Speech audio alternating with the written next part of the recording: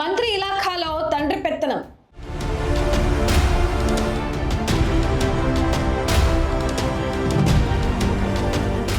Party కష్టకాలంలో అండగా నిలిచిన కార్యకర్తలకు ప్రాధాన్యత ఇవ్వాలని మంత్రి నారా లోకేష్ పదే పదే చెబుతున్నా కొందరు నాయకుల తీరు మాత్రం మారడం లేదు.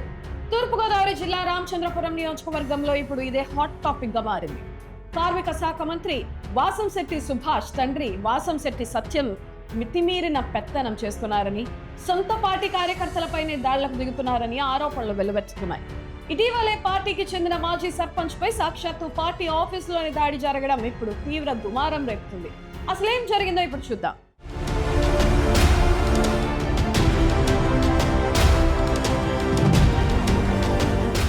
కాజలూరు మండలం శీల గ్రామానికి చెందిన మాజీ సర్పంచ్ పంపన శ్రీనివాస్ దశాబ్దాలుగా టీడీపీలో కొనసాగుతున్నారు. అయితే ఇటీవలే పార్టీలోకి వచ్చిన వారికి గ్రామ కమిటీ అధ్యక్ష పదవి కట్టబెట్టడంపై ఆయన మంత్రి తండ్రిని నిలదీశారు. కష్టకాలంలో పార్టీ జెండా మోసిన తమను కాదని వలస వచ్చిన వారికి ప్రాధాన్యత ఇవ్వడంపై ఫోన్లో వాగ్వాదానికి దిగారు.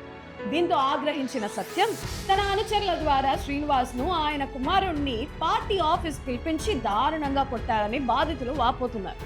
తమ ఫోన్లు లాక్కుని రికార్డింగ్లు డిలీట్ చేసి తీవ్రంగా హింసించారని మీడియా ముందు కన్నీటి పర్యంతమయ్యారు.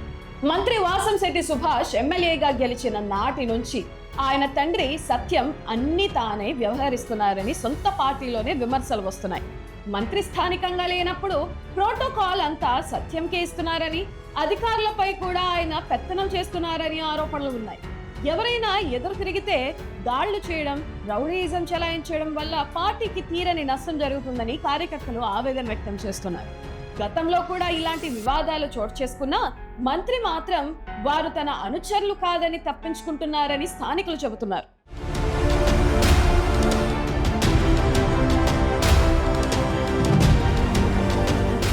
తీవ్రంగా గాయపడిన శ్రీనివాస్ ఆయన కుమారుణ్ణి ఆసుపత్రికి తరలించిన అక్కడ కూడా వారికి సరైన చికిత్స అందకుండా అడ్డుకున్నారని బాధితులు ఆరోపించారు. తమపై దాడి చేయడమే కాకుండా తిరిగి తమపైనే అట్రాసిటీ కేసులు పట్టించడంపై మత్స్యకార వర్గాల్లో నిరసన వ్యక్తమవుతుంది. ఇదే పరిస్థితి కొనసాగితే పార్టీకి విశ్వసనీయులుగా ఉన్నవారు పక్క పార్టీల వైపు చూసే ప్రమాదం ఉందని రాజకీయ విశ్లేషకులు హెచ్చరిస్తున్నారు. మరి ఈ వ్యవహారంలో పార్టీ అధిష్టానం, ముఖ్యంగా యువనేత లోకేష్ ఎలా స్పందిస్తారో చూడాలి. అధికారంలో ఉన్నప్పుడు అహంకారంతో వ్యవహరిస్తే ప్రజలు, కార్యకర్తలు తగిన బుద్ధి చెప్తారని గతం నిరూపించింది. రామచంద్రపురంలో జరుగుతున్న ఈ పరిణామాలు టీడీపీకి మైనస్ గా మారేలా కనిపిస్తున్నాయి. మరి మంత్రి సుభాష్ తన తండ్రి తీరును మారుస్తారా లేక ఇలాగే కొనసాగిస్తారా? మీ అభిప్రాయాన్ని కింద కామెంట్ చేయండి.